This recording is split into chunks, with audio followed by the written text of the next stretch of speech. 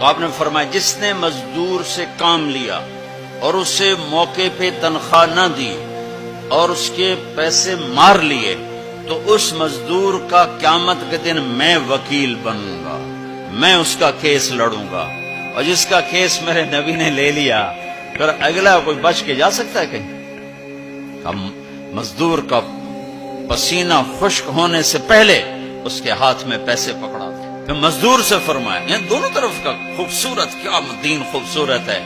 جو اپنے مالک کی نوکری بھی پوری دیانتداری سے کرے اور اللہ کی بندگی بھی دیانتداری سے کرے تو اسے ہر کام پہ دگنا اجر ملے گا، دگنا۔ یعنی میں ایک نماز پڑھتا ہوں میری 10 ہیں، اس کی 20 ہوں، میں ایک روزہ رکھتا ہوں میرا 1 ہے اس کے 2 ہوں گے، میں ایک قرآن ختم کرتا ہوں میرا 1 ہے اس کے 2 ہوں گے، کہ ایک طرف اپنے مالک کے ساتھ دیانتداری سے نوکری کر رہا ہے اور ایک طرف اپنے اللہ کے ساتھ دیانتداری سے بندگی کر رہا ہے، دگنا اجر ہو جائے۔